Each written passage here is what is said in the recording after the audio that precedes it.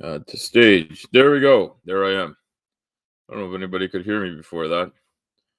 All right, so I got a new microphone, and I have no idea if it's any good. We're gonna find out. You can tell me if they hate it, if they like it, and if they love to hate it. It's hard to say. You don't know why I need this here. I'm gonna get rid of that. All right, I am testing a microphone.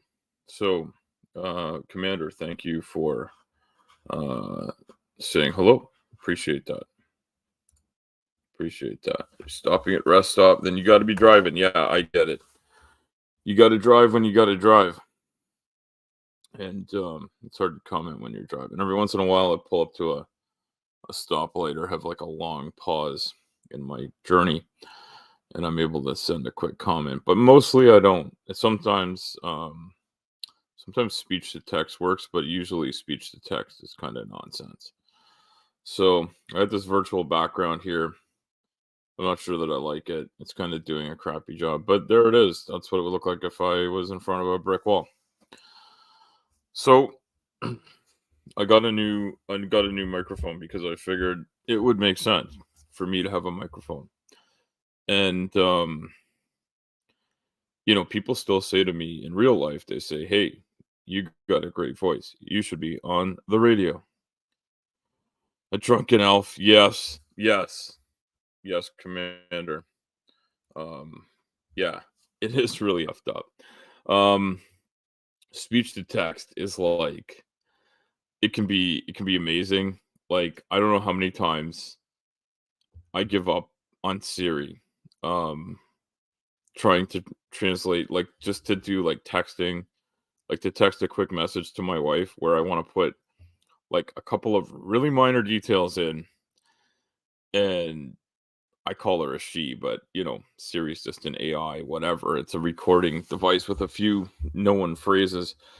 But, yeah, I can't say that I haven't had an opportunity or two where I've, sworn at, Siri and told them to get stuffed because, they kinda suck.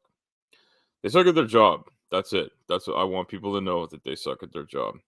Anyway, hopefully I don't suck at my job too much, but, as many people might know, I tore my calf muscle a little over 2 weeks ago, and I was letting it recover a bit by working as much as I could and taking it easy on the weekends. And last week I had 1 day off, and then I took a day off to go to the conference that I was at, which was really really good. But I do have some I have some thoughts about the conference and what I wish had gone better.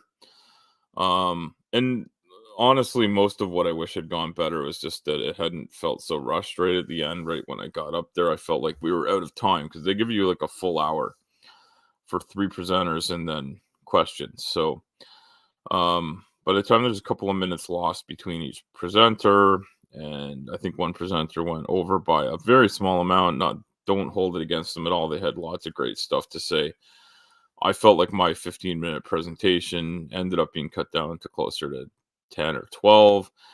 And we did get to a few questions, and there were more questions than we had time to answer. And the person hosting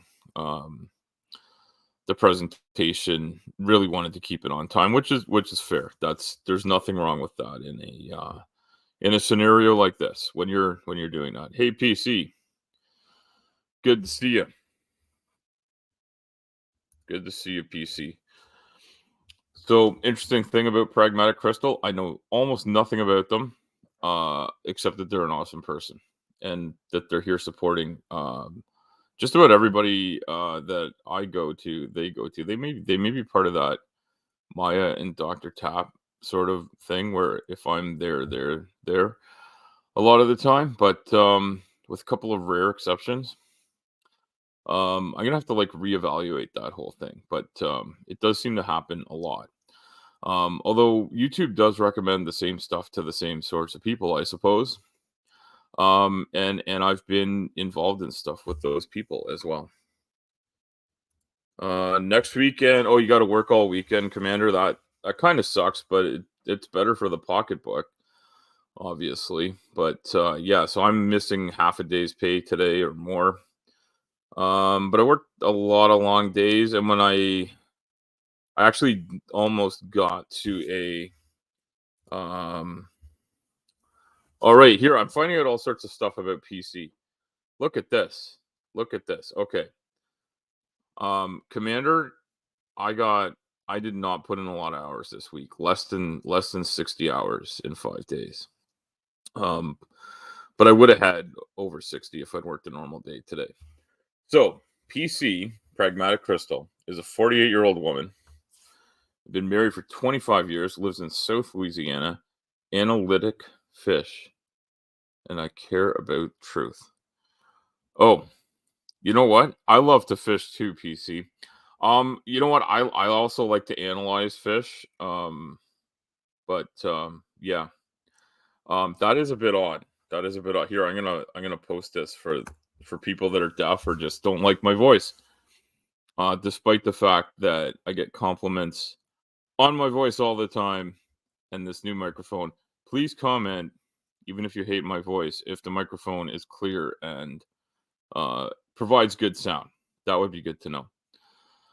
Oh, you were talking to text too, PC. Well, that would explain it. That would explain it. Yes. We've been talking about that. Like when I try to make a comment on a YouTube video with speech to text, and man, that ain't good. Well, PC, I also love to fish. I love to fish. So, all right, I'm gonna pull that down there because we all know that things that work with AI are basically bullshit. They kind of suck. Um, I haven't put up any banners or anything, but if I did, they'd probably be nonsensical and not related to this. So, so it's tough when you're rushed through things, but it is also also good because what I did was I clipped out parts of my speech and got down to business with the stuff I thought was most important, which is hard to do on the fly. And I should have taken advice from a friend of mine who read through my she took the time to read through my speech and gave me some good input, and told me to maybe delete one part that was kind of um not as interesting and not super relevant or helpful. So that was really good. So I it was the first thing I ditched, and I sort of knew going into it I would ditch it. And I knew that would save me, 30 seconds of talking time. And then there's a couple of other things that I was a little on the fence about. But if I'd known that they were going to cut me down to say 12 minutes and I needed to cut 3 minutes out, I would have maybe, made some notes ahead of time. I'll like skip over this as I felt like I maybe lost 15 seconds reading ahead and seeing what I should cut. But that's kind of a thought for another day maybe.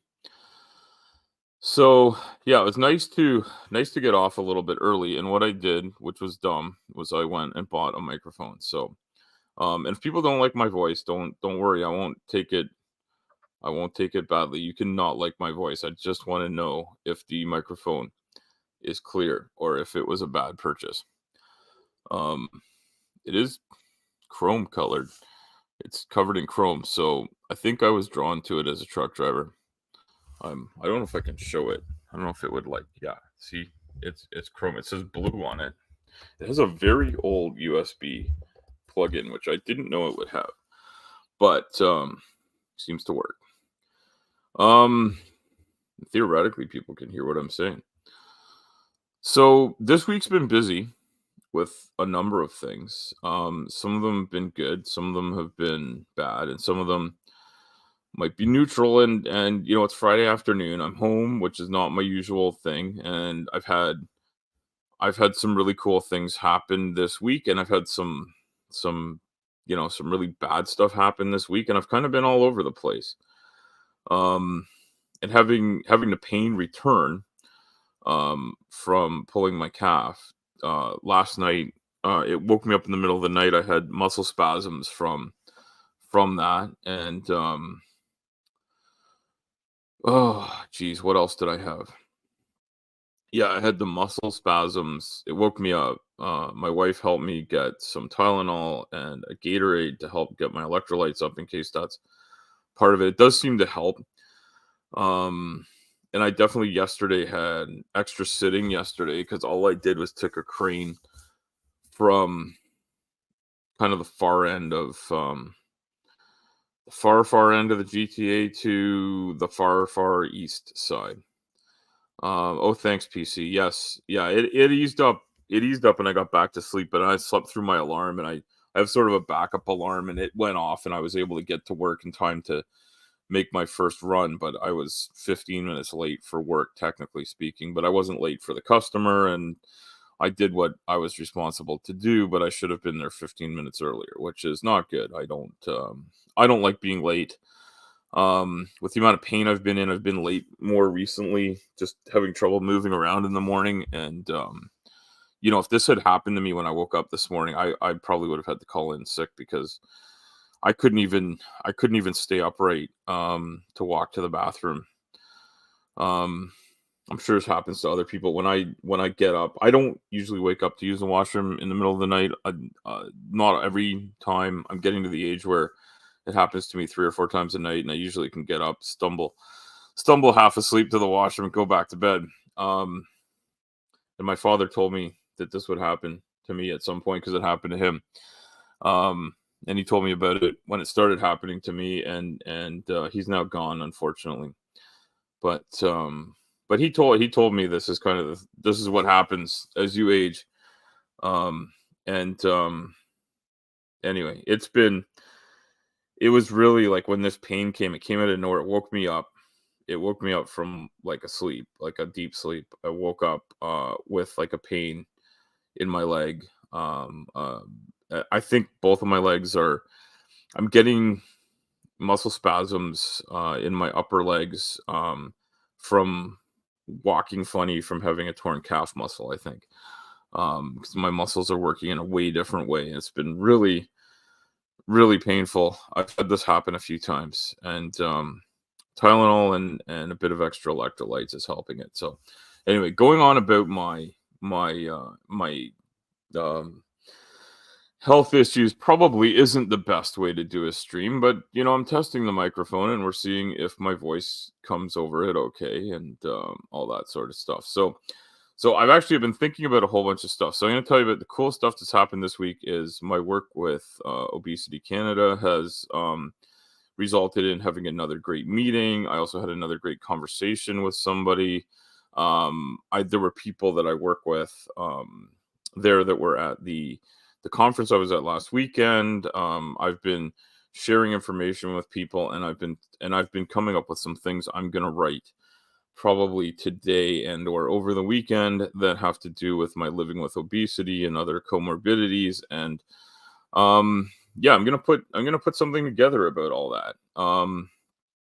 And I don't want to overly dox myself on YouTube, but I'll definitely post some things about that. And for those of you that know me in other spaces, feel free to reach out to me. And for people that I trust, I will share things. And I am on Discord for people that don't know. And I don't know if any of you folks are on Discord. Well, Commander, I know on Discord, so they're there. And anyway, we know all this great stuff about PC now. That that they love to fish. I mean, that's really all that matters if you love to fish. And I grew up fishing with my dad, and just getting out on the lake and having fun. I've got his old fishing boat is in my driveway, and it needs a bunch of work to get on the road.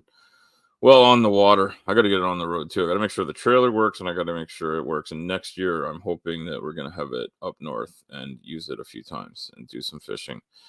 And my son and my daughter both enjoy fishing a bit, and we've been doing it mostly from the dock. And my son really wants to know about going out for bigger fishing trips. So I'm hoping now that he's a bit older and has a bit more patience, maybe we can go and do some of that. Because yeah, it'd be a lot of fun. It'd be a lot of fun. I loved doing that when I was his age, and I want to share that with him and my daughter too for what she's up for. She's less interested, but she still enjoys it. and she really she's great with her brother who's on the spectrum in terms of helping him deal with things that he finds hard, and that's pretty awesome. Having kids has been a great thing in my life, and it's taught me a lot, and it's taught me a lot about what human nature is and can be, and I think you often see the best and the worst in people. And I'm assuming kids aren't your escape from the world, PC, and that it's fishing, but sometimes it's both, and sometimes it's if you have children, it's taking them out and showing them the joys of fishing. Um, but yeah, no, I mean, my escape is a combination of motorcycling and a little bit fishing, but the thing about motorcycling is I've got it in my garage, and if I get a few minutes, I might even go this afternoon. You never know. But yeah, you get out there and do stuff. An 18-year-old son, yeah. So my son is 12, my daughter is 14. So a little bit behind in the age department, but not too far. You know the kind of I'm sure you can remember back that far to where we're at right now. It's a little bit of an interesting time. Definitely has caused. That's where some of the bad stuff's come from this week. I've had the pain, my own pain, and thinking about some of the stuff I want to write about is brought up some other, I would say, like emotional pain or mental anguish that goes along with living with the conditions I have. But I also, realized talking to my son last night, he's having a rough time. Did Mike pass his test? I don't know, Aunt Jer. You got to tell me, did my mic pass the test? Aunt Jer, no one else has given me an honest opinion of whether they like my voice on this mic or not, or whether they, and I'm just saying, if you don't like my voice, that's fine. Is my voice coming through clearly the one you don't like? If somebody could just tell me. Anyway, hello, Aunt Jer. Thank you for coming by. Um, so yeah, so I'm rambling on here about all sorts of nonsense, but my voice is fine. All right. Well, at least you're not telling me I should be on the radio. I told my kids that I've been told I have a great face for radio many times. And yeah, I don't know if Commander's still here. I know they had to run. They were at the rest stop, probably getting a quick chance to maybe grab a coffee in washroom or restroom, whatever you happen to call it. And the mic sounds good. That's good to hear. That's good to hear. I can't do anything about my face. I mean, I could just put up an avatar or something, but can't do much about my face. It's pretty much what I got. Little sunburnt and windburnt. Last night when I got home, I was my lips were like on fire from being out in the wind. And there was a bit of sun too, but the wind yesterday, because where I was on Lake Ontario both times, and there's a lot of wind at both ends of this run. And yeah, I hope Aunt Jura is well too. I hope everyone is well. And if you're watching this in the future, I still hope you're well. Try to be well all the time, unless you're a septic tank, in which case, please don't be a well. Um, I was gonna make a point, and I think I have one. I'm not 100% sure. I may have to, if I get any crazier, I may have to grab my antler here. The one I use for pointing out the failures in mud fossil logic. Um, my opinion of my face is wrong. Okay. Well, this is part of what I'm gonna write. I'm gonna write an article. That'll probably be something Obesity Canada uses about my self perception. And my son was talking about his own self perception last night. It was bugging him. It was making him upset. Um, and he's aware he's on the autism spectrum. He's aware he has issues and needs some medication to deal with things. And I pointed out to him that these are thoughts that I have too, and they're difficult thoughts. And I had a good conversation with someone I work with at Obesity Canada yesterday, and I really appreciated their kind words and support. And I also, here's what I'm going to write about, and I will take all comments and considerations about this. But it's often said, And this is I'm not taking anything away from people that say this or their own lived experience, their own truth and reality is theirs, and it's not wrong. I don't want to ever tell anybody that their opinions on something that is subjective are wrong, because I think this is a subjective thing. I just want to point out that there's a perception that women suffer much more from society judging them for being overweight or obese. And I think that can be true. Oh, you got a physical therapist to come over, Andrew. Okay, well, I hope that that goes well, and don't worry about leaving this stream. There's nothing good happening here. It's just me talking. Um, but PC's in the chat, and she's one of the greatest supporters of people on the interweb.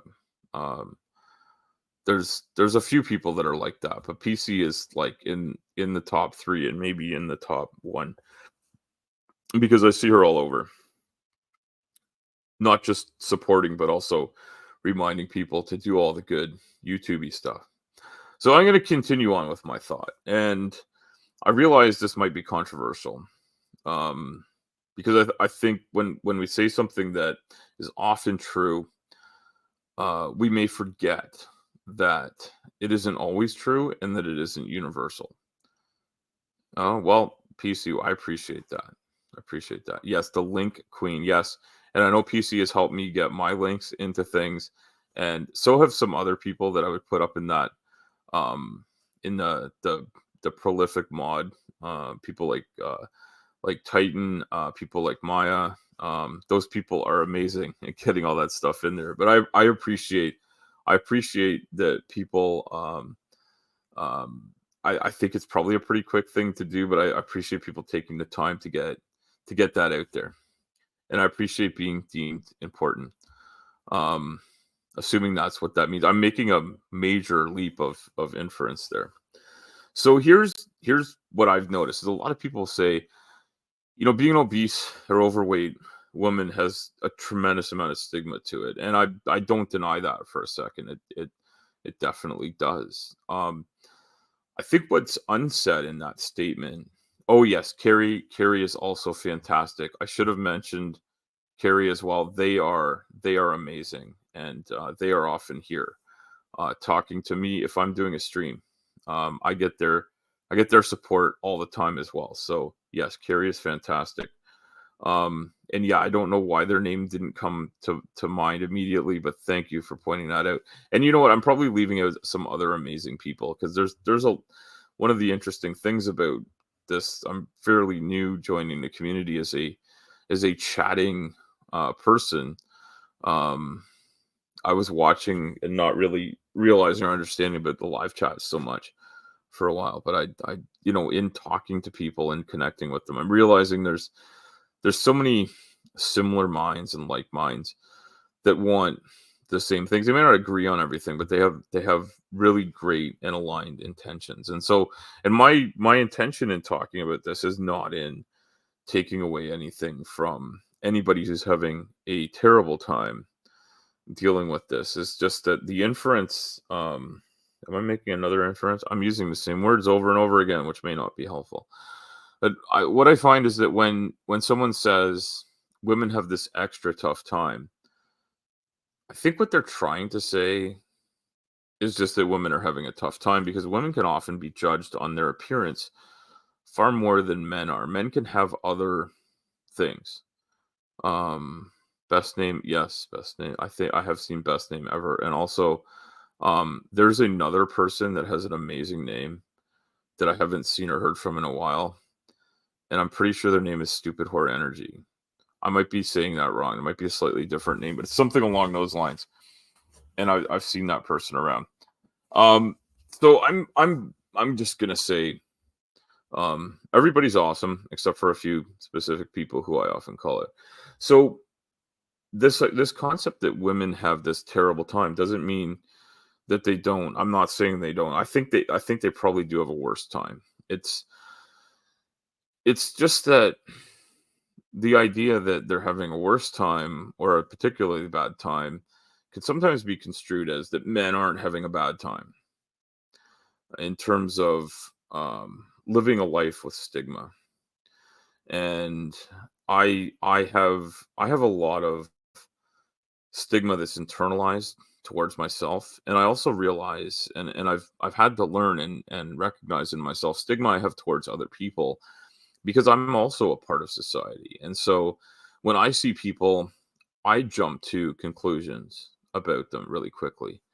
And that's not something that anyone should do. You'll judge a book by its cover thing is bad. Um, but it occurred to me that in a lot of conversations and a lot of things that people post, they talk about how crazy it is to have a world so hung up on size and appearance, and where women are objectified often for their value as as a romantic partner, as a way to sell sexuality and sex and just good looks and whatnot, can be really, that's terrible. That shouldn't be what people are judged on. But people are judged on it, and the fact of the matter is we are like sexually active and motivated creatures as the people that we are, right? This happens. Everyone is like that. So I'm just I'm I'm just going to put out there that men also feel, and I have felt very much unsure of myself. I felt a lot of self-loathing and a lack of respect for myself and self-esteem in my size and my presentation. Who I am, who I come across as, and I sometimes forget how I come across. And then in doing this conference over the weekend, I had this realization that I all of a sudden had a couple of photos of me with other quote unquote normal size people. Um, and it's when I see those photos that I really get a sense of how much larger I am than everyone else. Like, I know it intellectually. I know it. Like, I know the numbers. I know, how I don't fit in things. I don't fit in clothing. I don't fit in doorways. I don't fit in seats. I don't fit into um what people are expecting. Like the way the world's built wasn't built for someone like me. Um and I know that, and I know that it's a very common scenario. And I know that people all live their own lives and have their own hang-ups or whatever you want to call them. I don't think anybody uses that term anymore, do they? I feel like that's a term from like 40 years ago. But regardless, these are these are thoughts people have, and to attract a certain ideal. Yes, no, that's, you know what, these are good points, Integer and PC. And expectations are unattainable. Yeah, so I was listening to someone, and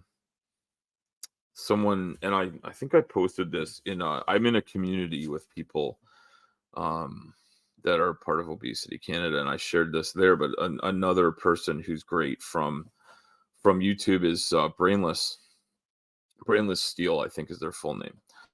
I just call him Brainless. But yeah, Brainless is you'll often see Brainless as the co-host with Slim Cyborg on Slim Cyborg's channel, where he has funny, weird stuff being discussed on a regular basis. And hello, Spooky. Welcome, Spooky. I see the ghost. I'm on StreamYard, and I see that the icons are different than what I'm used to. And welcome, Spooky. So yeah, so Brainless posted something where there was a woman who talked about stigma and talked about the way people talk about people that are living with obesity, living in a larger body. And that's something I really want to touch on, the fact that inside my brain, at many points over my life, I've felt really uncomfortable with who I am, how I present myself. And as I've gotten older and less worried about things like, I found an amazing partner in my wife. She and I both live with obesity, and so we understand that aspect of each other in a way that maybe other people could and would, but we do about each other. We understand that that's not really a metric of who we are, and that the stigma about that isn't something that bothers us about each other, or at least we don't let it bother ourselves. Like, visible muscles look like growths to you. Okay. Well, Aunt Jur, I will try very hard not to show off my muscles, but I do have in many parts of my body, I have defined muscles. You can even see some of my veins in some places. But I'm also not. I don't have like a six pack or an eight pack or anything like that. My belly is. If I'm going to joke about myself, my belly is a keg.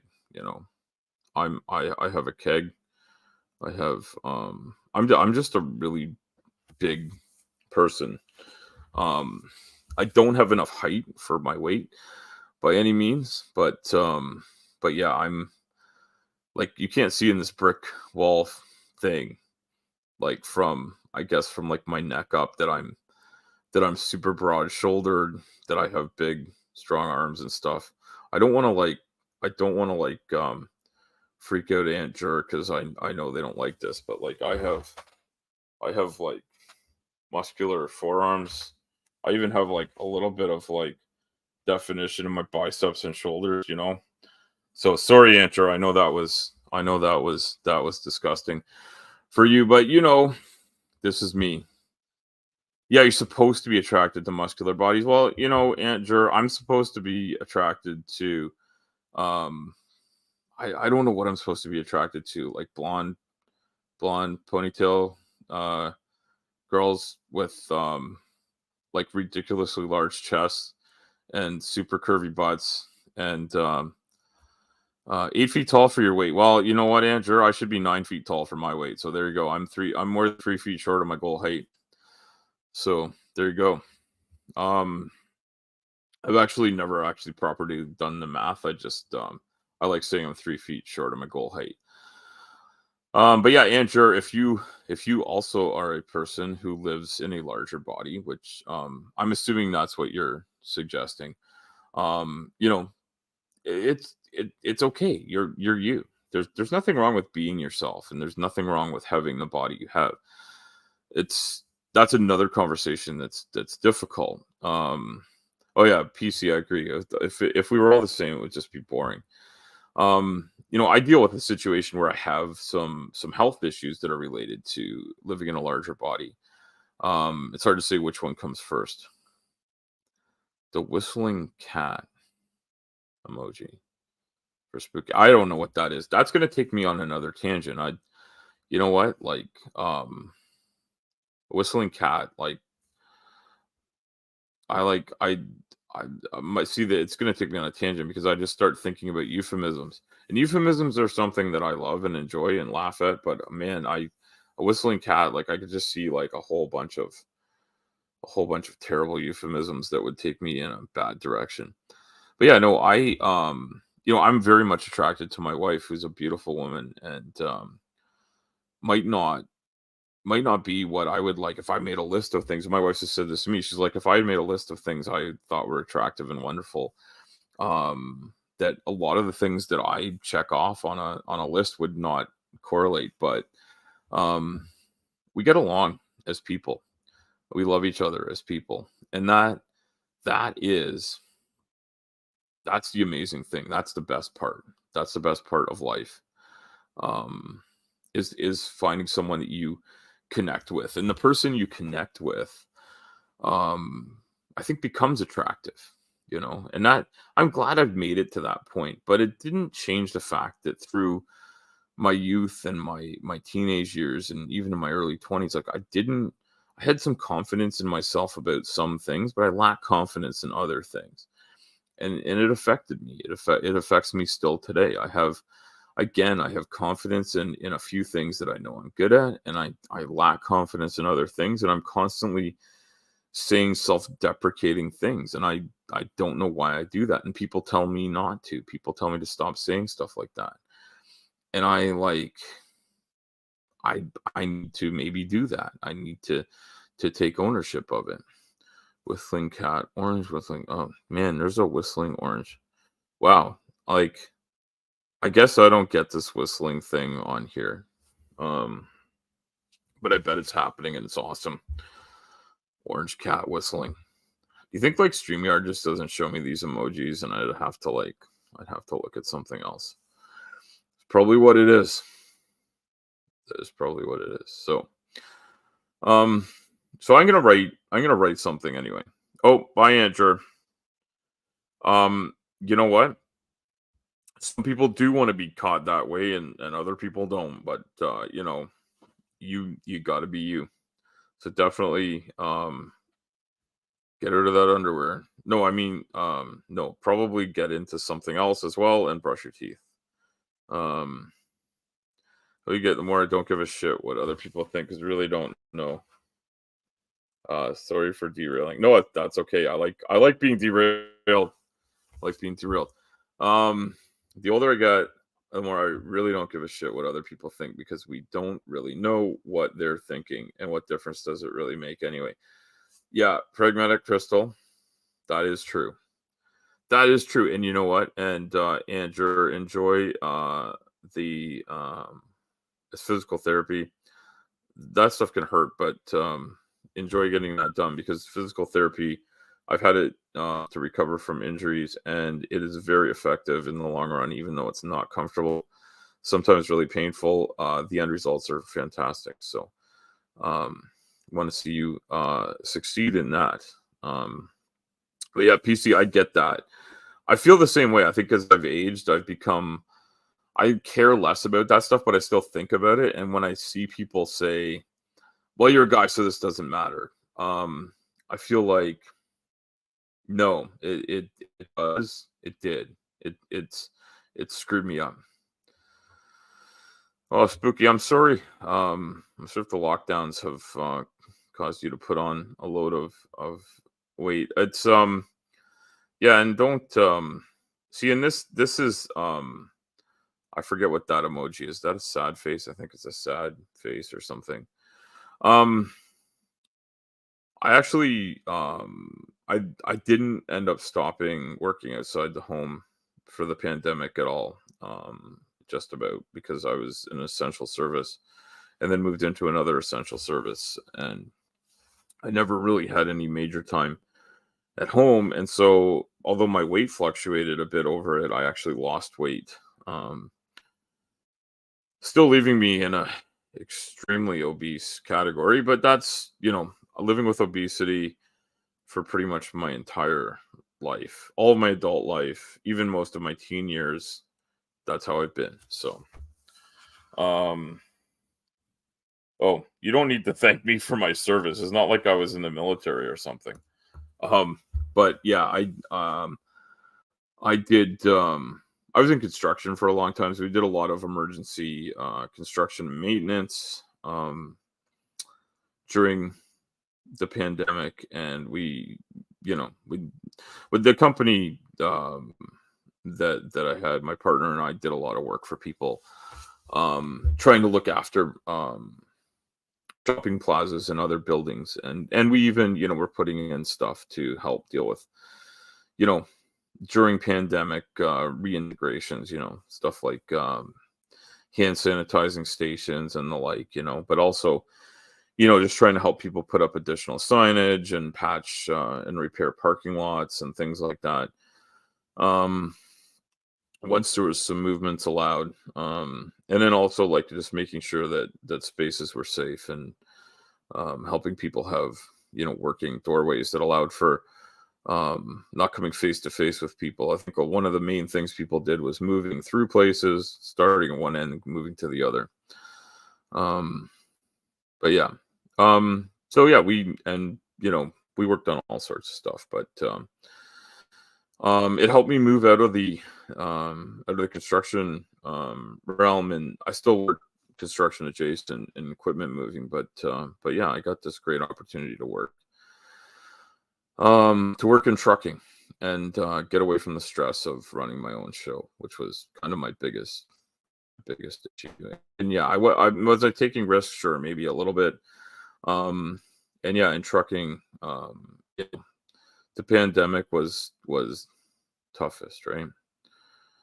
Walking for 8 hours for weeks, and then but yes, spooky. I agree. When you move around all the time. So when I worked in construction in my earliest years, coming out of being not a I was never like an amazing athlete, but I enjoyed playing rugby and and football and stuff, and I was very active. I did a lot of walking to and from school. I did a lot of sort of running and working out as a rugby player and stuff. And then when I went into construction, which I started while I was still in high school, but I got more and more into it, and started learning how to work as a manager and a supervisor, but also as a carpenter and doing all sorts of different stuff. And I did lots of labor type jobs. I did all sorts of running around in my earliest years. And after 28 years of that, I'd moved into pretty much the top ranks of management. So hit the buttons for all. You got to fly. All right. Bye, PC. Great to see you. And I appreciate you reminding people to hit buttons. I guess I should do that too. I'm not a very good self promoter in terms of that, but it's something you got to do, because if you don't say it, you won't do it. Because I know I'm the same. If I'm watching someone's great video, I watch it instead of clicking buttons. Didn't think Americans played rugby. Yeah, I don't know if Americans play rugby, but I'm Canadian and we definitely play rugby here. Yeah, I think maybe people that were born in the US play rugby, but I'm not really. I don't think it's a big sport for them. I don't think we're super well known for it, like the way we are for hockey. But yeah, we play rugby. We even have like teams that compete internationally, male and female. We don't have like league and what's the other one they have? See, I never get to watch it because it's all like from other countries. Um, I forget what it is. There's rugby league and rugby union games that you can watch on the television. But yeah, no, spooky. We don't get a ton of it like on television, but now with like internet stuff, you can see it. And if a Canadian national team is playing, you'll see it like in a pub or something.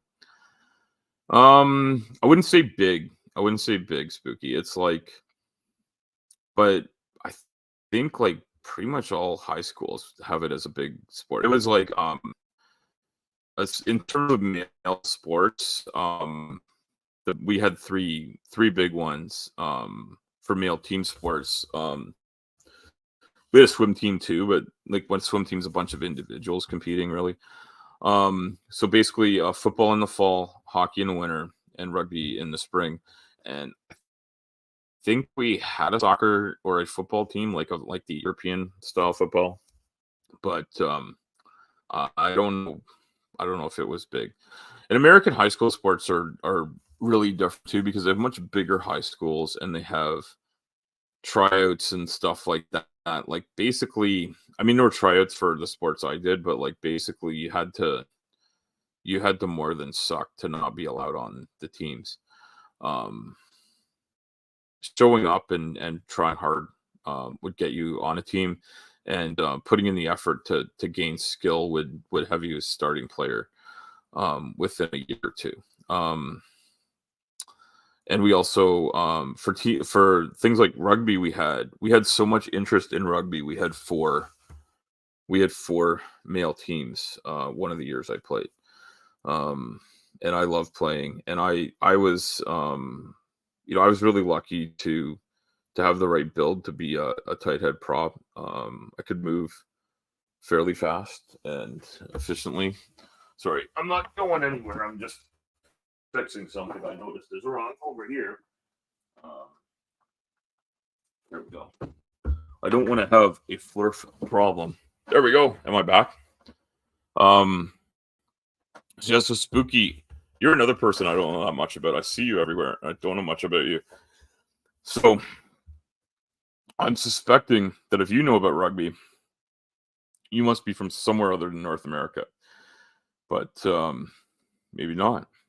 Maybe you're from somewhere else. Like maybe you're from somewhere in the Americas, but where rugby is big. I don't even know it's big. Um, like Bolivia. Oh, you're in the UK. Yeah. You know what? I kind of feel like I should know that. Like maybe you said that before, and I'm just really bad at remembering things. But yeah, you're another great person I see all over and don't know very well. But I'll get to know you more as time goes on. And yeah, so here's an interesting thing, Spooky. You were posting an emoji with like having gained weight is making you feel maybe bad, sad. Um, I forget what that icon is. Emoji. You posted like a sad emoji or an upset emoji. And that's an indication that people living with a larger body feel bad about themselves, or they feel bad about changing from a body that is more average to one that is larger. Um, and I'm actually in a position of being in a larger body, but in a smaller body than I once had. Um, my last weight measurement or taking of my own mass showed that I had lost. I should do the math in stones, which I will just for fun for you, Spooky. But I will tell you that at my highest weight a couple years ago, I have to look it up, but it was over maybe 3 years ago. I was over 400 pounds, at 405 pounds. I am now down to 340 pounds this week. So um, I'm not great at math. I'm not like, I'm not a mathematician or anything, but I think that's 65 pounds. And obviously, you can't call them pounds in the UK because people think you're talking about, um, they think you're talking about money. So you have to call them stones. And I'm just going to do pounds to stones because, like, the last time I did it, I think I got it wrong because I thought it was, yeah, I thought it was like there was 14 pounds in stone. But okay, so at 340. No, I want to put in 65 pounds. So yeah, I've lost 4.64 stone.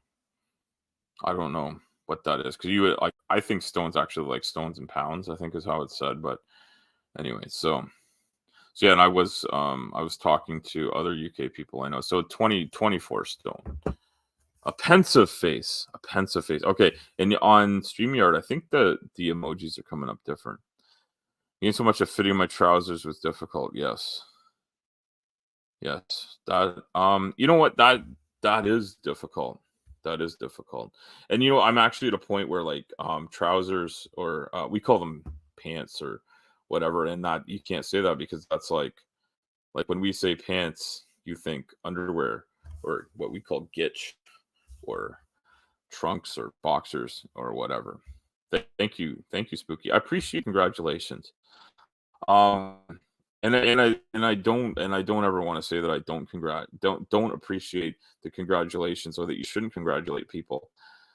But it's interesting in some of the work I do as a volunteer and some of the stuff I think about and work on that living in a larger body means that there's something wrong with you and that getting that larger body to be a smaller body is something good and getting a larger body from a smaller body is something bad. And I'm not that's not to say what you're saying is wrong. It's just it's something that comes in our society.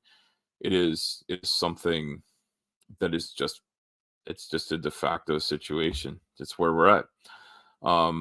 But then, and I was having this conversation with someone who I know and trust a lot about this stuff and about how there's another side to it. Like there's not everyone that lives in a larger body has an eating disorder, but many do.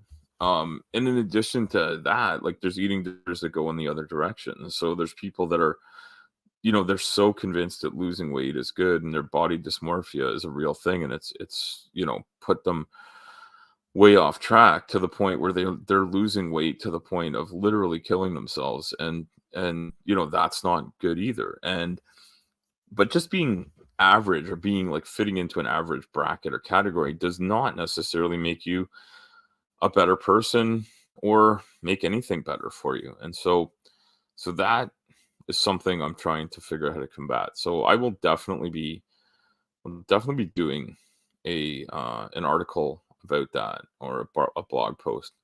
And I think if I understand correctly from the people I work with, they'll probably post it in a newsletter, and if I'm allowed to, I'll be sharing it with people.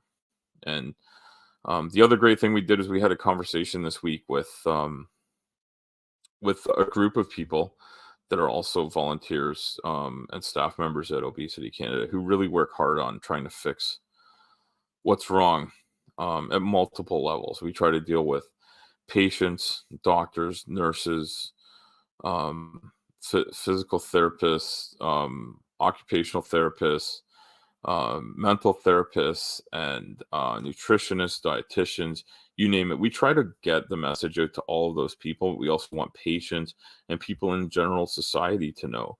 And there was an interesting post we got today or yesterday about there's new research starting on pediatric obesity care and trying to find people that are willing to participate um, in some new research there and some new work on trying to fix the system and the way it cares for people that are uh, considered part of a group called youth, typically people under the age of 25. I think sometimes, like, an adult is someone 18 and under, but I think they're also looking at how younger developing bodies are dealing with obesity, overweight, and the things that go with that. A lot of it has to do with the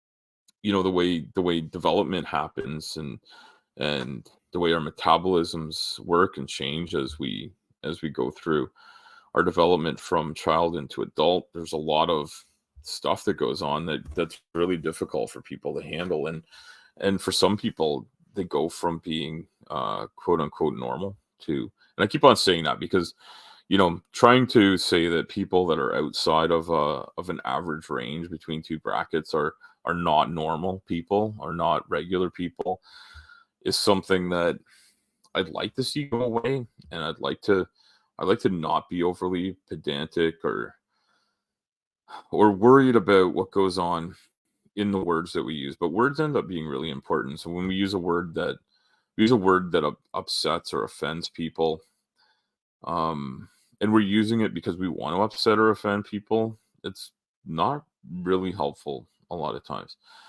And then when we don't mean to offend people and we use it, but we're just ignorant or unaware that it is creating this harm, then we're we're taking something that is hurtful and making it part of the everyday so that people are hurt on a regular basis, unbeknownst to us. And so when we know better, we should do better. I know that's hackneyed and cliched and overly said, but it's true. If we know better, we should do better. And so I try my best to take what I know now and be better than I was yesterday. And sometimes I mean literally yesterday, and other times I mean in you know a much more overall look at things. So I've been rambling on here for a while, and I'm gonna go on one more tangent, which hopefully won't upset people too much. Um, and spooky bed here. I think at some point, if I haven't had you on here as thing other than a quick chatter, I'd love to have you explain your entire story about why you are spooky and why you have bed hair, or why your bed hair is spooky, or any of that stuff, because I think that's great, because obviously I can't have bed hair because, oh wow, my head looks so messed up. I hope you guys can see this. It looks like I've had a lobotomy. Apparently, oh there, okay. See, anyway, and I think I've said some disparaging things about um Mark Reed, um, who we have the same. we have the same hairstylist, Mark and I. We don't know each other that well. We've been on a couple of streams together, and he probably barely knows who I am. And I've seen him quite a bit. And I actually he did a I want to say it was last night, but this morning while I was driving around, I was listening to a little bit of, and I was starting to try and watch it last night. But Flatzoid and Grayson had a debate, and when I say debate, I mean it was nonsense. Um, that of the highest order, really, which is typical of Flatzoid. Flatzoid does not ever really address anything. So anyway, hopefully, I haven't lost all of my viewers, but I may have, now that I brought up Flat Earth. Because Flat Earth is like, I mean, it's a love it or hate it kind of thing. Um, but man, in modern day debate is like maybe not the best format for things. But I do think that the mod that I've seen a few times is pretty reasonable in terms of like people talk, and he will bring people back. Oh, Spooky and Bad Hair are both workplace nicknames. You always like, and you owned it. Okay, all right. So I'm that's cool. Nicknames that you put together and you make it your YouTube handle. I think that's what they call a YouTube handle. There might be, yeah, there might be something else different with that. I'm not sure. Yeah, and my real name is Alan. I'm a trucker, and I used to call myself Al the Builder after Bob the Builder, and then I was gonna call myself Al the Trucker. But there's a lot of people with names like that, and I was just like, I'll just be Al Trucker, and it seems to work. I don't know how many Al Truckers there are out there, and I think I do have an official handle called like Al Trucker 18. 18's for how many forward gears my truck has. Because I think like that's what people think of trucking. Although more and more people automatics, which I don't really like automatics, and that's something if you want to get truckers into like a fist fight, you just talk about transmissions. And yeah, and I mean that's that goes back into words. The word that we as truckers use for our transmission, and the word is also a word that is used as a derogatory term or maybe a term of endearment for people who are trans. And I think all those things are really, um, I mean, it's not terrible to use it as a word for transmission, but I've had people say, "Well, you can't call it that because you're going to get banned from this or that scenario," and there it is. What are you going to do? So anyway, spooky bed hair. Well, spooky. If you're spooky, you're spooky, and if you got bed hair, you got bed hair, right? Like, I mean, some people just can't get rid of their bed hair, and I wear this hat to try and keep my hair from falling out, and it just keeps falling out. So I gave up. I shaved the rest of the hair that that ever stuck around, and I go bald. And I'm super freaking hairy all the way down from everywhere else. So look at what am I gonna do?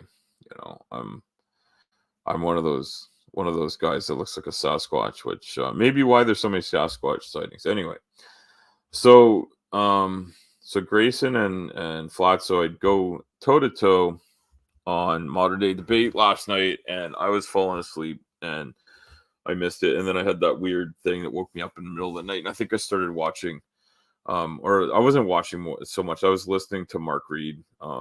Had a couple of people on to chat about debate and kind of an after show, which I appreciate when people do an after show. And if I'm not asleep, I love to go in and chat to people because I just love to keep talking, which is, I guess, why it's good. I got this thing sorted.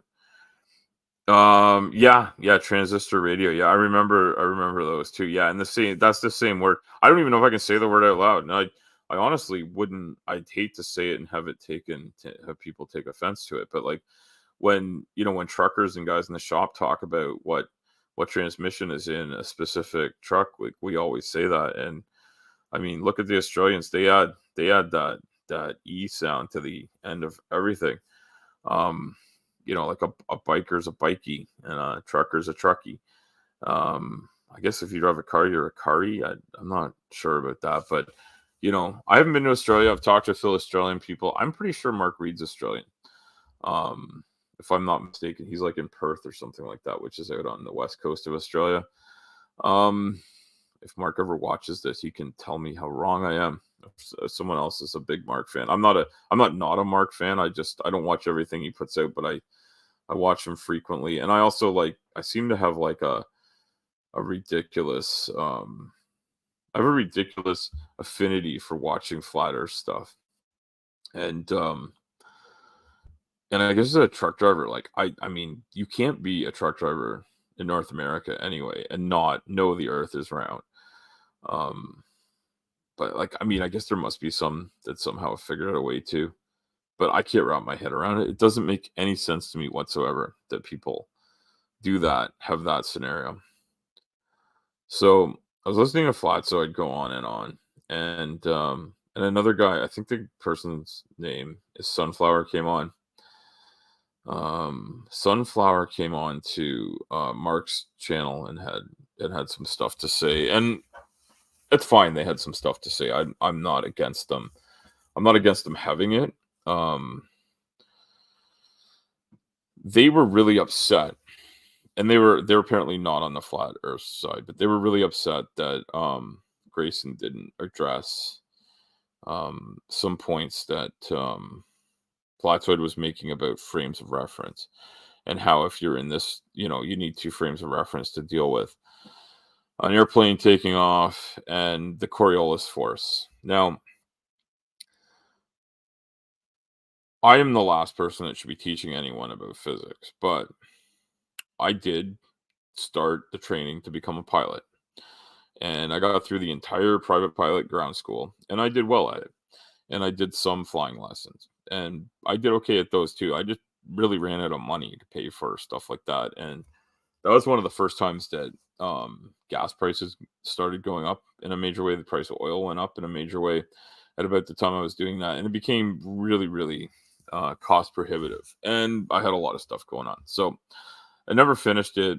I may or may not ever go back to it. It's kind of always been a dream of mine to be a pilot of some sort. I wouldn't really necessarily care to be a commercial pilot, but not now, not at this point in my life. But when I was a young man, I thought that would be great. And I ended up becoming a heavy haul trucker, which is different, has a lot of similar skills, a bunch of things that are different, but there's a lot of very similar skills to being a professional pilot and being a professional truck driver. So I will say, there's some overlap. Uh, when you learn about um, planning out a route, when you're taught how to do flight planning with a slide rule and a chart, this was, glass cockpits existed when I started doing this training.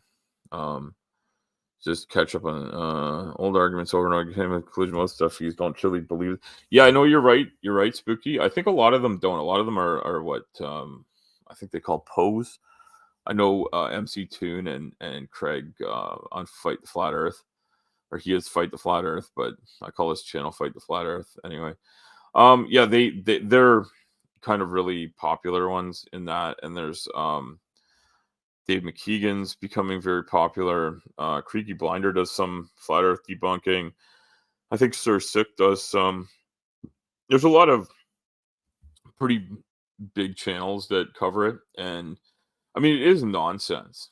But I think about the things you learn to fly an airplane, and the airplanes you learn to start with are like things like a Cessna. And I had to fly in a larger Cessna. That was another thing, is I had to rent a bigger plane because I was a bigger guy, and I weighed a lot less then than I do now. But I needed a bigger plane because I couldn't. The smaller plane would not lift up my body and a trainer's body at the same time and fly around properly. So the cheapest plane to rent was not available to me. But if I weighed 100 pounds less, I could have. So that's something to consider when you think about becoming a pilot. It's better to be small to be a pilot. Also, the cockpits are not big. So that's another thing. But I would probably tough it out to enjoy a few times flying. Anyway, may never happen. We'll see. Right now, I'm not concerned about it. I'm concerned about other things that are much more important. So, flat earthers and Flatsoid may be one of these. But he really seems dumb. What's a glover? A glover to a nice group of glovers. I don't know what a glover is, Spooky. You're gonna have to explain that to me. Oh, globers, globers. Okay, yes, and you know what? And I hang out with some decent globers, but there's a few globers that aren't so good, right? I don't know. I mean, I don't know if there's any globers that are really terrible people, but there must be. I mean, because a glober is really just a regular person. But yes, Spooky, please do track me down on Discord. I am Al Trucker. Yeah, well, I see. I don't know what a Glover is, and I also thought it could be a G Lover. I'm thinking, oh, that's someone that is a big fan of G Unit, and I didn't know that you knew that I'm a fan of G Unit. So you know, because I don't really talk about my musical predilections here, but maybe I should. Maybe I will.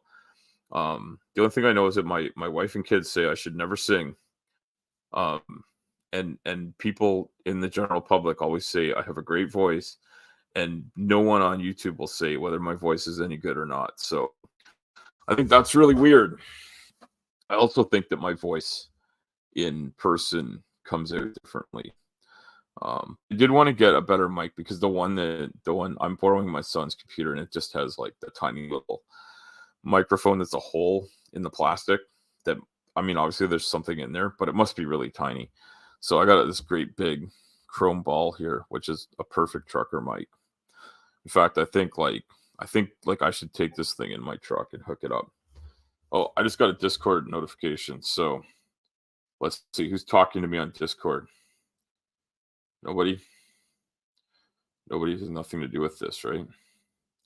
That's just a coincidence.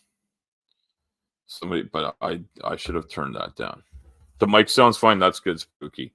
And you know what? You don't have to tell me if my voice sounds all right. But if the sound's coming through, that's good because I've got this brand new mic, and it costs a few bucks. And I've been wanting to get one for months, and I just decided I had the afternoon off. I would go to the store and see yes, Spooky. I trust that you know which you're to use when you're speaking or typing or whatever. But auto carrot is the worst. Not WRST, but as in like a pate in a sausage casing. That's the kind of worst that they are. So anyway, I was just thinking about, like, they teach you how to plot out a route, and they teach you about all the forces you need to keep in mind when you fly a plane, and they teach you how an altimeter works. And so this whole idea that flat earthers have about pointing the nose to follow the curve of the earth is absolute nonsense. Everybody, like anybody with a brain in their head, knows it's nonsense. But when they teach you how to fly a plane, if you're maintaining an altitude, you're maintaining that altitude above the ground, and you literally will have, if you're flying from a place, you will be given the correction for the altitude that you're at, either on paper, or I believe in some cases you'll call into ground control or air traffic control, and they will tell you how to calibrate your altimeter when you leave. So every time you fly, you calibrate your altimeter. Calibrating that altimeter tells you pretty much exactly how high you have climbed, because the altimeter works by measuring the gradient in atmospheric pressure as you go up and down. And in large commercial aircraft, they have a lot of stuff in the glass cockpit that can do a lot of crazy shit with GPS and whatnot. It can give you even more accuracy, but it would still have a barometric pressure driven altimeter as a backup, and they would still calibrate it on every damn flight. If that's not true and you're a commercial pilot and you happen to watch this, correct me on that. But at the time that I learned this stuff, it was 100% true.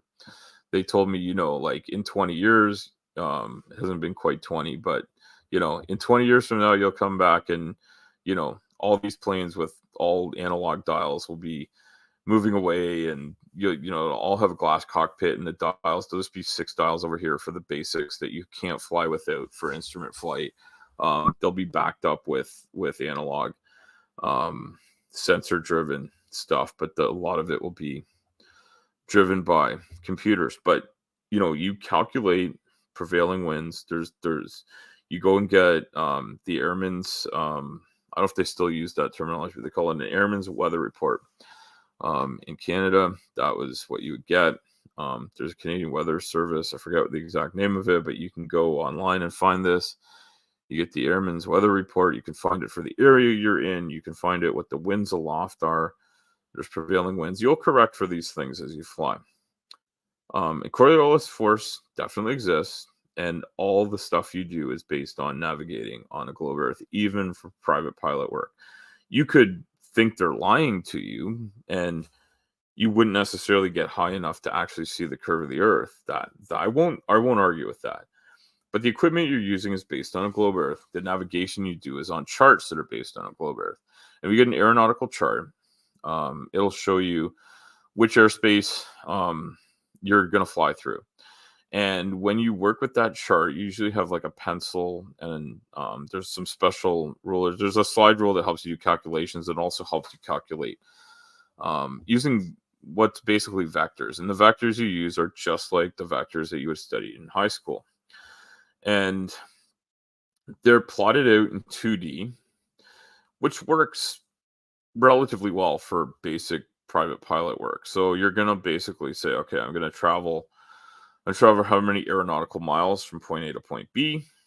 My heading to get from point A to point B would be this. If I took off from this airport and I get up to the height that I want to be, I will set my course for, if there's 0 winds, I'll set my course for say 273 degrees, and it'll get me there. And you're going to calculate what your estimated time of arrival is based on how many hours you plan to be up in the air traveling from point A to point B. But you calculate the winds. What are the prevailing winds? Where are they coming from? What direction they're coming from? And those winds will blow you sideways. Now, they're less of a concern in commercial air flight because there's not a lot of wind. The air is thinner. The planes fly faster, and there's not a lot of wind at that level. They deal with it a lot landing, and you'll even see planes that like twist themselves like 90 degrees to the runway before they touch down so that they can be into the prevailing wind at ground level where they're touching down, and they'll do like a last minute correction and like put the plane down. It's pretty freaking awesome what some of those commercial pilots can do. Many of them trained in the military, and absolutely top notch training. And the men and women that learn commercial aviation, military aviation, are at another level altogether. But even private pilots need to learn how to in a crosswind. But the winds when you're flying actually will affect your direction. And Coriolis force exists, and it will affect you. But there's so many other forces that you're dealing with, and you're in a powered aircraft, and you're in an atmosphere that Flatzoid said something really stupid. He said the atmosphere isn't velcroed to the earth. And yeah, of course it isn't velcroed to the earth. But the atmosphere and its movements are 100% affected by the rotation of the earth, the gravitational pull of the earth and its mass. And the Coriolis force is one of the driving factors of why we see the weather patterns that we do. That's something that he probably shouldn't have brought up. When you learn to be a pilot, you learn a lot about weather, and you learn a lot about aeronautical engineering, like principles of flight, and you learn a lot about the instruments and how they work, and you learn a lot about basic physics in terms of vectors and how to calculate stuff out. Now, it's been a long time since I did this, and I'm not going to do it out for anybody on a whiteboard or anything, although I do have whiteboards here, because Dr. Tap's a buddy of mine, and I take his thoughts on that. as really good ones. So I don't know. I don't really want to debate a flat earther because I think they're full of shit. But I think about the things they say and why they're confused, if they're actually confused. And the people that back them up seem pretty convinced. And I guess I'm losing any and all interest by talking about flat Earth. But you cannot, you cannot understand flat Earth science and be a pilot at the same time. Just you just can't. The way the equipment works would preclude you having this nonsense in mind. You literally like have an attitude indicator that tells you which way your plane is pitching, front to back, side to side. You have rudder control with your feet that you use to coordinate your turns and keep yourself flying in the right direction. And when you calculate your direction, you calculate your flight in relation to the ground and your airspeed. And your airspeed is how fast a plane can fly. And if you're flying into the wind, your airspeed will be a little bit elevated. Your ground speed will be a little bit lower because you're fighting the wind to get there. And if the wind is coming from behind you, you will travel faster relative to the ground. That's just the way it is because the wind will actually carry you along. That's the way it works. The Coriolis force, if you were at the equator where the Coriolis force would be noticed the most, if you were able to take off directly and not be affected by the atmosphere at all, like if you were in some sort of a vacuum, you still would maintain your momentum that you had on Earth for a time. There would, after a certain amount of time, there are FE pilots. Yeah, you know what? I know there's a couple of people that technically have a pilot's license and are flat earthers or claim to be flat earthers.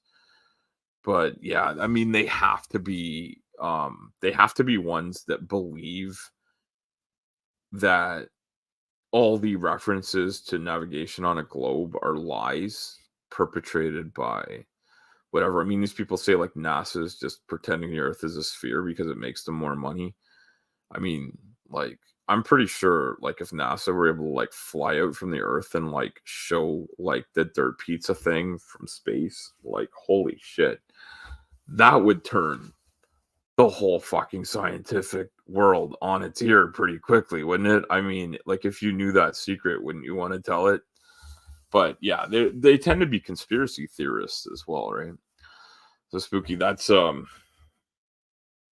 I'll put your thing up here. I I though that might be a typo. The last part, or you thought? Yeah, there like yes, there are.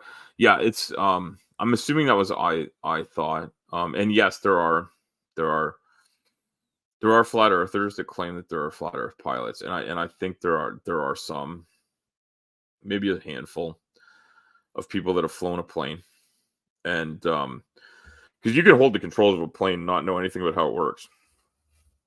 They won't let you train to be a pilot in that aspect of things that I know of, not in Canada anyway. It is a federally regulated activity, even when it's like a personal like private license.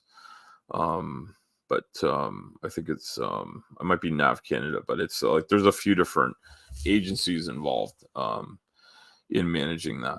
But yeah, you have to go to you need to be medically fit. You need to be properly trained in what they call ground school, which is basically all the theoretical stuff that goes.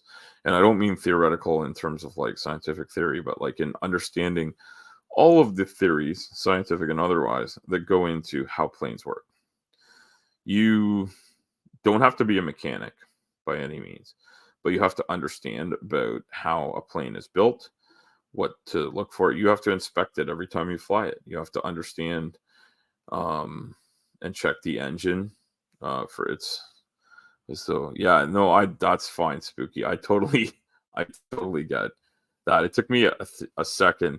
I for half a second I thought maybe it was a which I do this all the time with my giant thumbs. I'll press return on YouTube comments when I'm trying to continue to type, and then it ends up being split. And I really don't like commenting in fast moving chats. Sometimes I can't help myself. In fast moving chats, I don't like typing because my comments end up split into two or three pieces, spread 20 comments apart.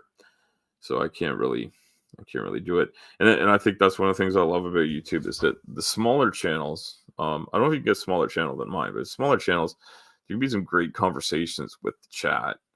And then sometimes they're sort of ruined by their own success. But at the same time, there's a certain size where there's enough people there that there's like the chat has a life of its own, which is awesome. But then you combine that with that life of its own combines with this great sort of like enjoyment of content and discussion of ideas.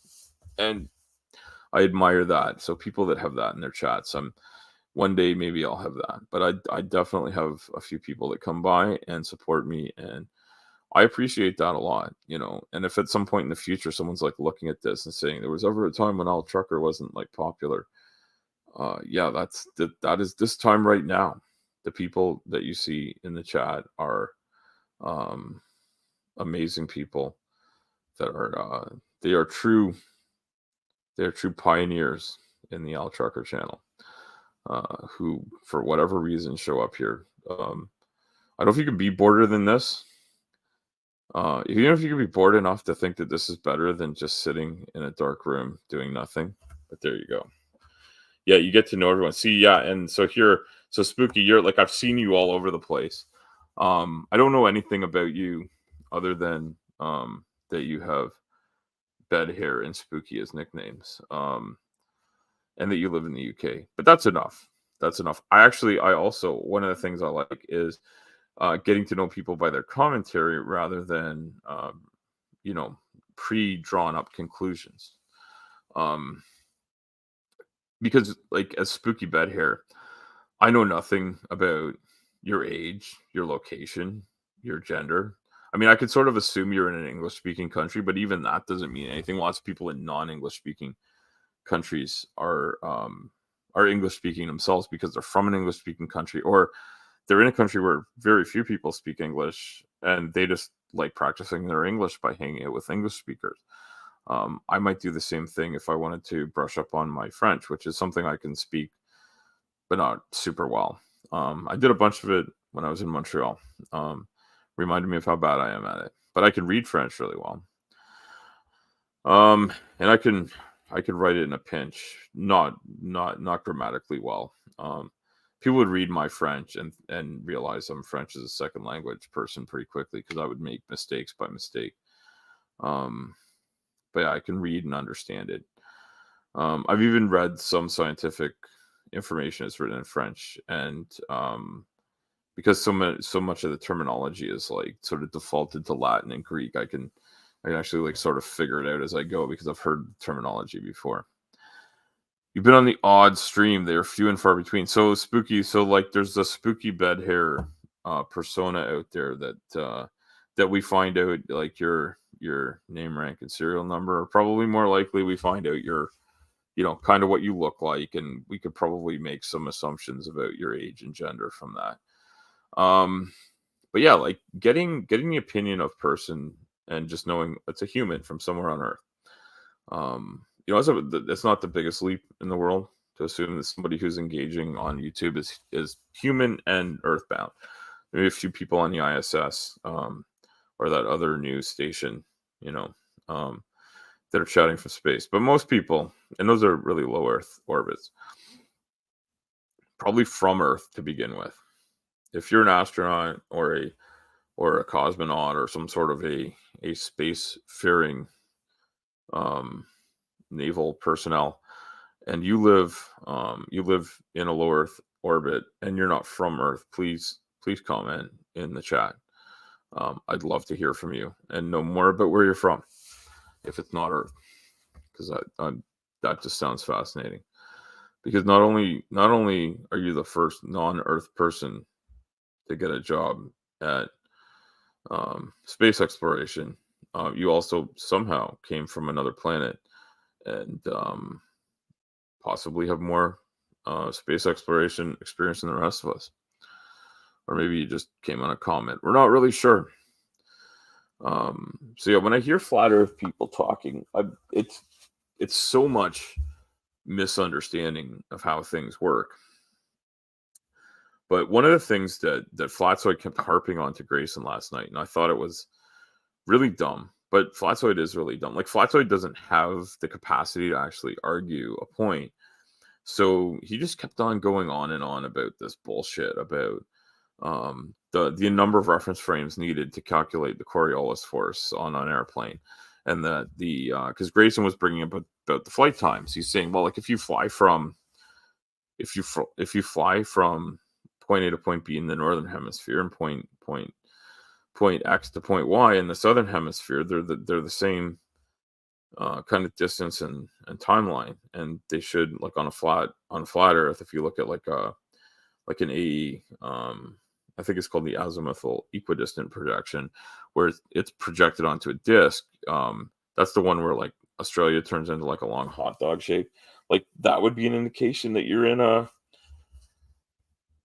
you're gonna have like a much higher flight time to travel in the southern hemisphere than the northern hemisphere to go the same distance. So like I'm gonna make up ones instead of looking them up because I'm just really tired and I don't want to do it. But if you wanted to travel from somewhere in South Africa and somewhere in Australia, for instance, there might be flights traveling between those two places. And then you want to travel from like somewhere in Europe to somewhere in North America. Let's say it was a similar flight. I'm not sure if it is, but let's say, if you wanted to travel from the west coast of Australia to somewhere in South Africa, and you could do that in like 10 hours in one direction, 11 hours in the other direction because of like jet streams and stuff like that. And then you also found like there was a 10-hour flight from somewhere on the east coast of North America to somewhere in Europe, and then the return flight, maybe there are also 10 and 11 hours. I'm not sure if there are such flights or not. But the point is that if you look at these flight times, they shouldn't work like that. Like southern hemisphere distances should be way longer, right? Like traveling across Australia, for instance, should take much longer, right? But it doesn't. So why does that happen? It shouldn't be the case, but that's what happens.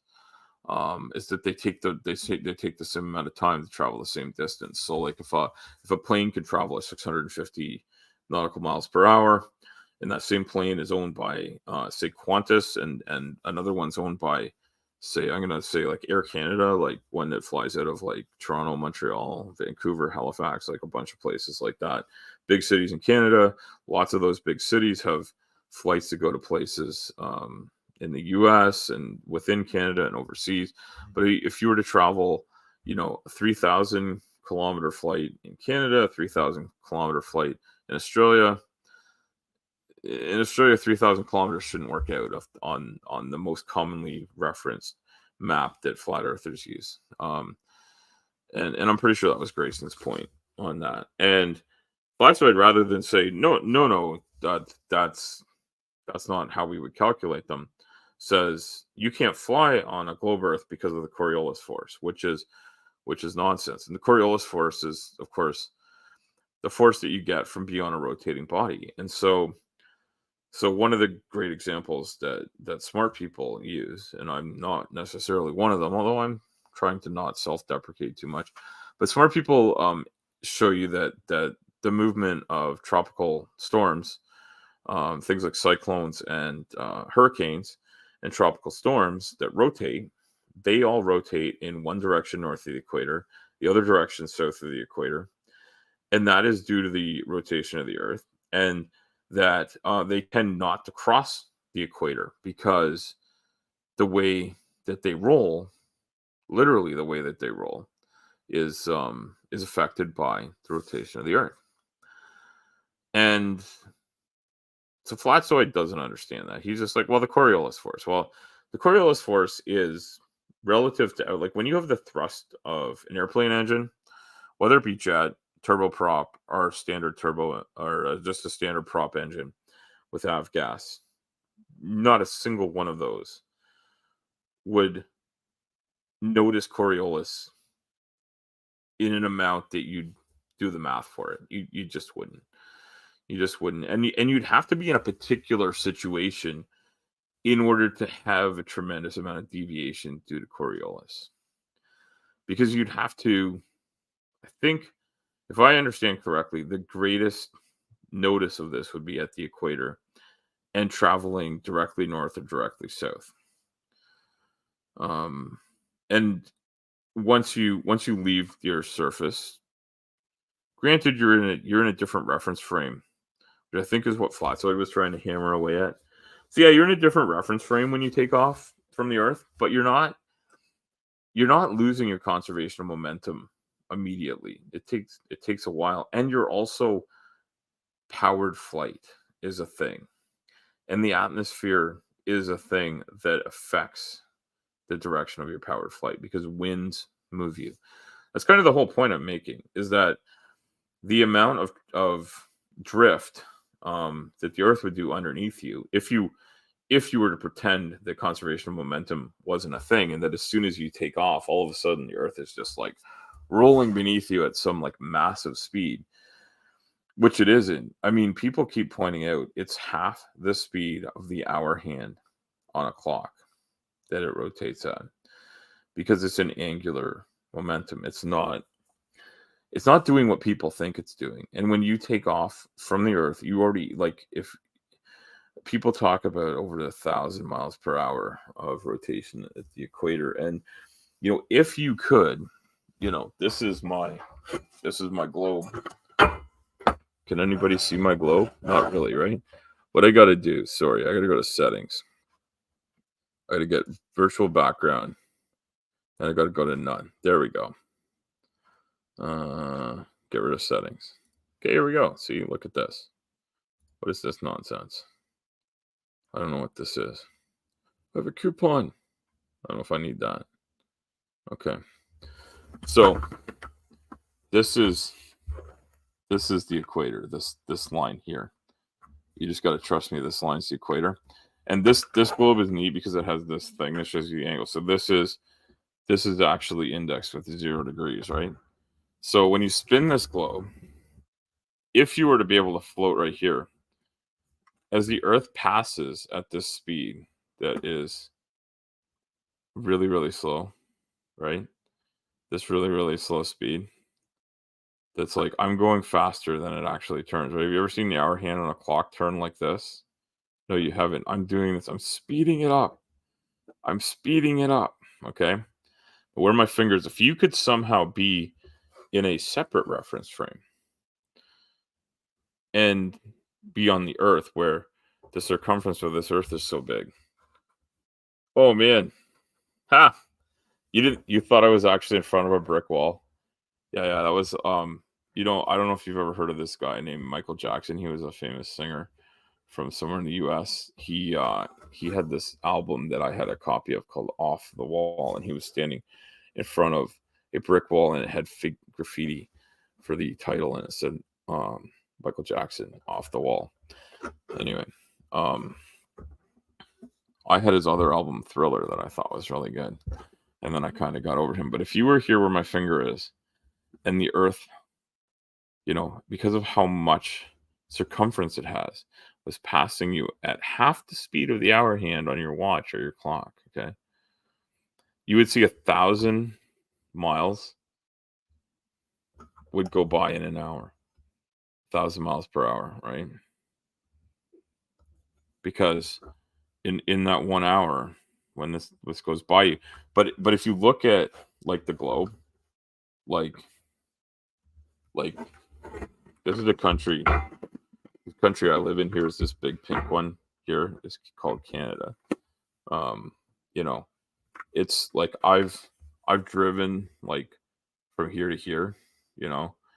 That's thousands of kilometers. It takes a while to do it. But miles go by quick. I get it. Do miles go by quicker than kilometers? No, they go by slower. You know why? Because a mile is bigger than a kilometer. And so it takes longer for a mile to go by than it does for a kilometer to go by. But Flatzoid thinks if you were an airplane, what do I this thing of Staples is an airplane and you take off, right? He thinks that as soon as you take off, like the planet's doing this, that's not what's happening. You're moving with the planet already. So it's you and the planet you're in motion like this, and you take off, and you still maintain that motion. You'll lose some of it, to be sure, right? But the atmosphere you fly in, also moving. Also moving. Anyway, Spooky, I love your comment. Anyway, I'm sure you knew it was a fake background because I looked so freaking weird. See, my hat isn't all weird. No, my hat isn't like disappearing some of the time. Anyway, the Earth isn't doing this, Flatzoid, or any other flurf. You think the Earth is doing this? What is wrong with you? That's not what's happening. It's not what's happening at all.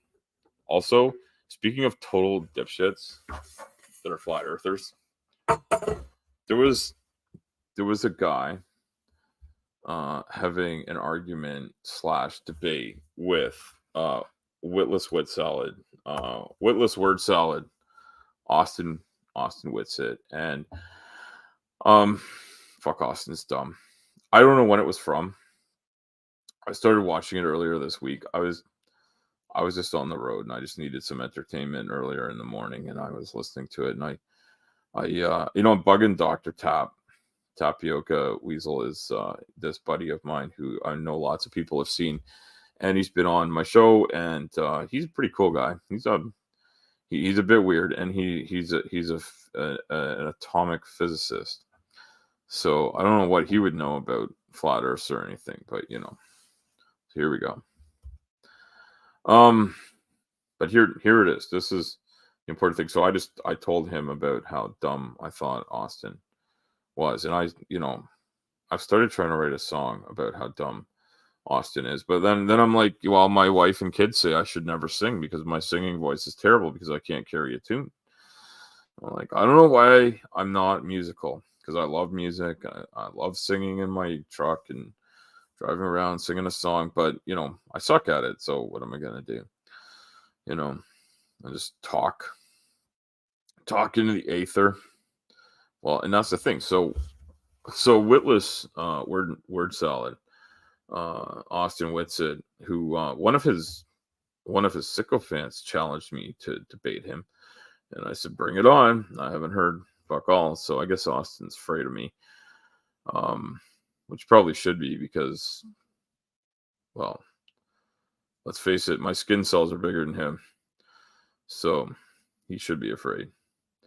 But no, I don't think you could debate him, because no one actually debates him. He says shit, like nonsense that's absolute bullshit, and then you either have to decide, are you dumbfounded by the fact that came out of someone whose last remaining brain cell must be being used to keep them upright or to wipe their ass or something, because holy shit, it isn't being used to make logical thoughts about anything or to understand anything, but he just says words. He even I know who he was debating. He was debating Tom Jump, T Jump, who's he's a character, right?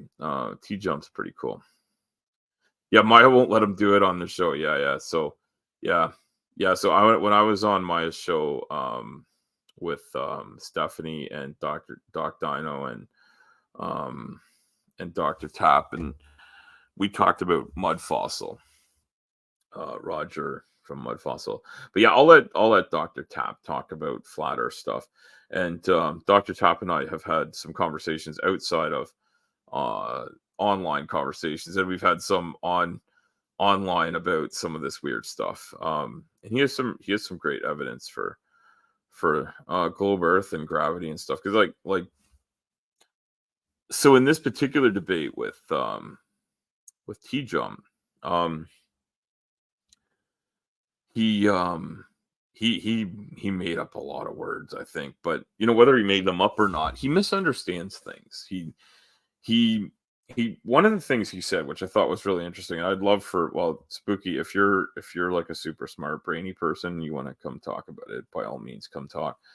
But if Dr. Tap will come talk to me, I want to talk to him about this, because Austin comes on and he's like, a globe centric model of the universe makes more sense because of the shift. I think it's the red shift of all the galaxies. Like, no matter where you are in the universe, like, everything would expand away from you. I was actually listening to a smart person explain that again today, and I was just and it made me think about the one from a few days ago between T Jump and Witless. So he literally said that a globe centric model makes more sense, and he's not defending flat Earth. He's not arguing for flat Earth. He's arguing for globe centrism because you got fireworks. November 5th is around the corner. Oh, what is November 5th? I got to figure out what November 5th is. Anyway, I'm going to find out. Spooky, you're going to post up about that while I go on and on about not fireworks. And I guess it must be getting late there. And you guys are off by, you guys did your time change, and we're doing it this week, and you guys did it last weekend or a weekend before, I think. And totally screwing me up for the people I talk to in the UK. So regardless, I'm rambling on here about oh, you made it to Walmart distribution. Okay, Commander. That is great. That is great. I'm not a big fan of Walmart, but somebody's got something they gotta eat, drink, buy, wear, whatever. Spark plugs, oil changes, food to eat, whatever. Walmart needs it. Scream at over at my channel. You need at least one person to bounce off of. Well, you can scream at me, Commander, here. But bonfire, a British thing, guy fire. Okay. You know what? I've heard of this and I still don't know what the hell it is, but I guess you like set off fireworks too. That's cool. That's cool. Guy Fawkes. Okay. Are you on your channel right now, Commander? Is that what the problem is? Are you like, but you're driving, right? Like, I don't have anybody here. I'm just like, Spooky's just here listening to me ramble. And I'm talking about, like, what a fucking inglorious piece of shit that Austin Whitsitt is. Because he's like, well, in a globe-centric model, there's no need to worry about this red shift of all the galaxies moving away, because having all the galaxies move away from us, from whatever reference point we are in the universe, when the globe is the center, it makes sense. But in a heliocentric model, it doesn't make sense. And it seems to me, I mean, heliocentric's a real word. It can't be one he understands, but heliocentric is a real word. I think we can agree with that. Oh, he tried to blow up the Houses of Parliament 300 years ago. Well, you know what? Definitely need to have a drink for that guy.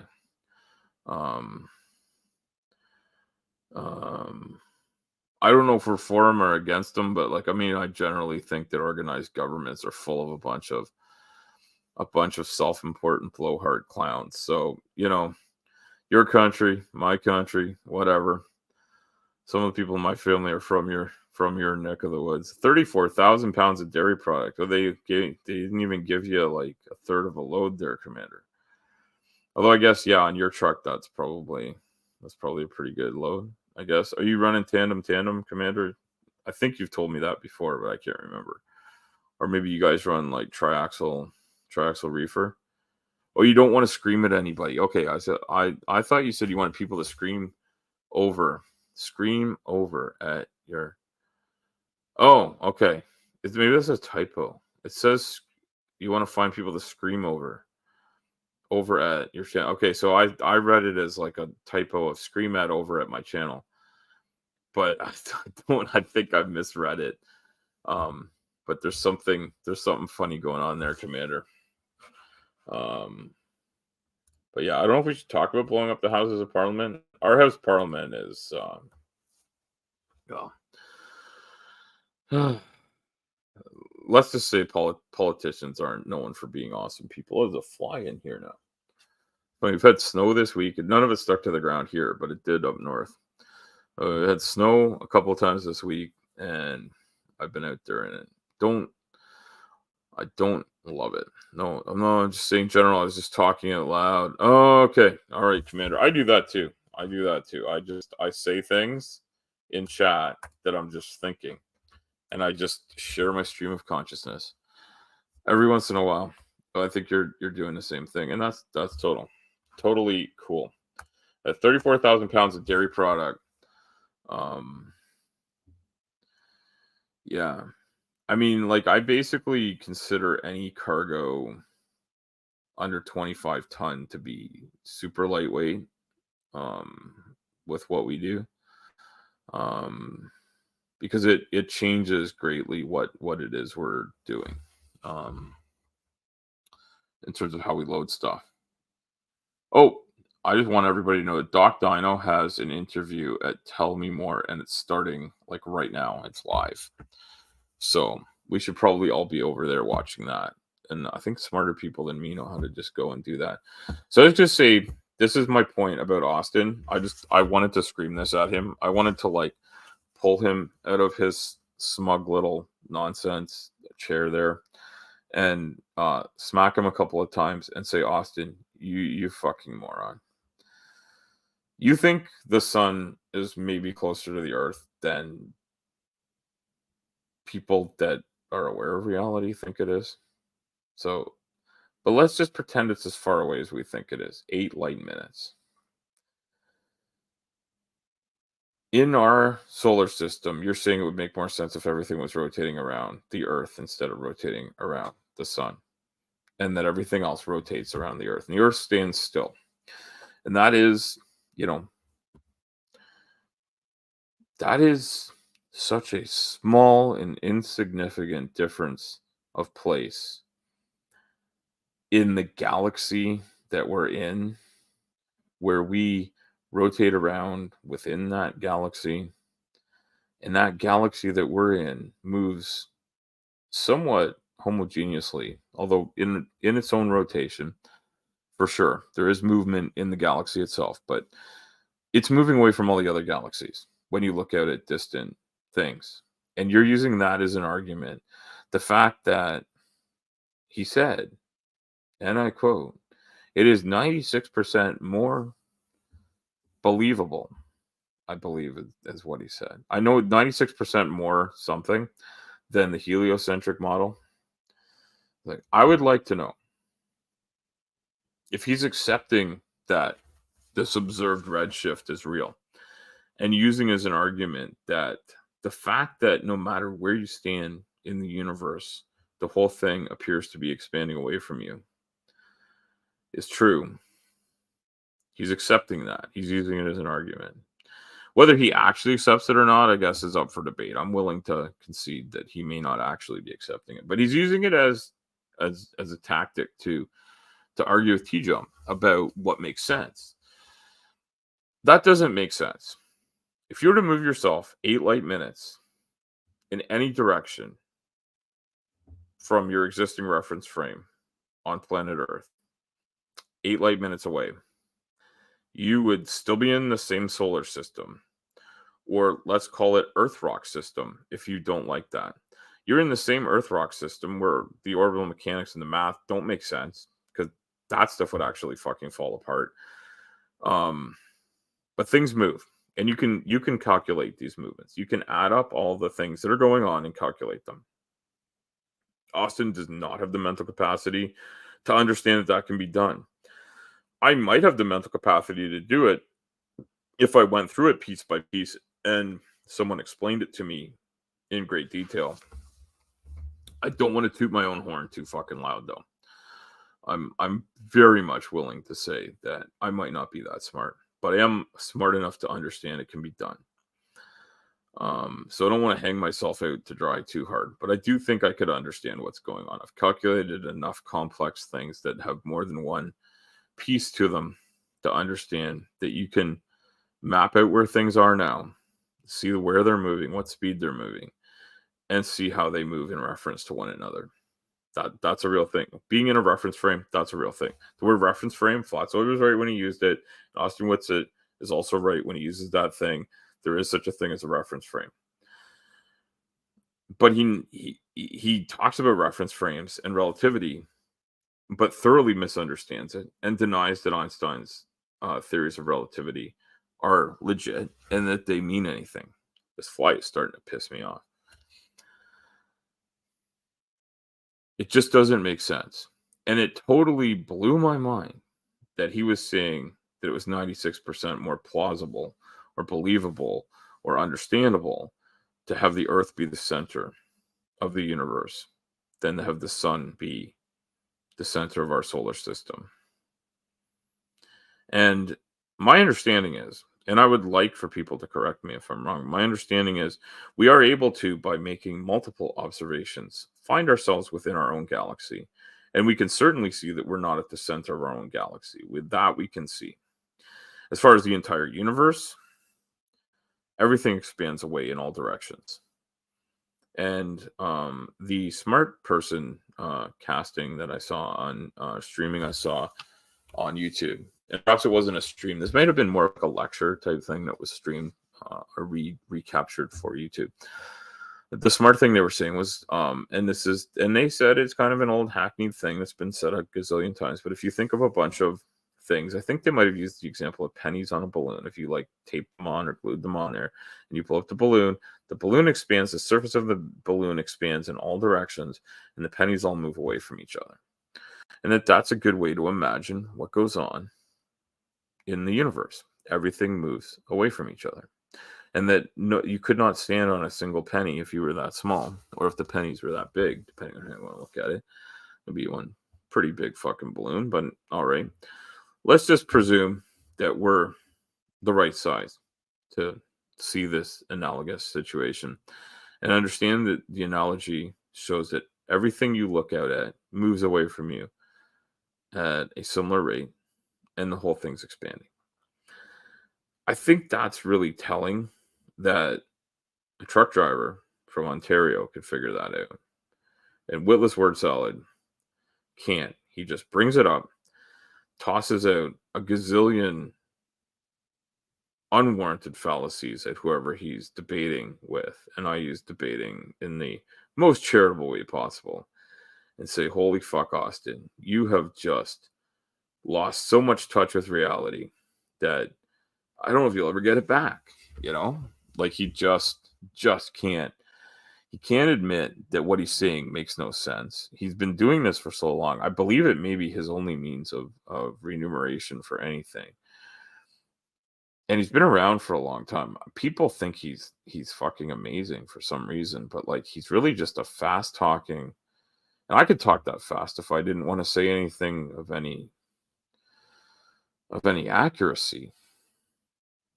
And he repeats things, harps on them, and they're nonsensical. Anyway, Commander, thank you for coming. Spooky, thank you for coming. I see I'm down to one viewer, so I'm assuming everybody followed my advice and went over to Doc Dino's thing. So I'm just going to say thank you all for coming. I appreciate it very much. If you're coming in the future and you've watched all of this, wow, I've been doing this for almost 2 straight hours, and I don't know that I've said anything useful. But I do get pissed at people when they say stupid things, and I shouldn't get bothered by it. So I'm gonna end the stream. I'm gonna thank everyone, and come on back the next time I do one. I may do another one this weekend. Not sure what I'll be up to, but thank you.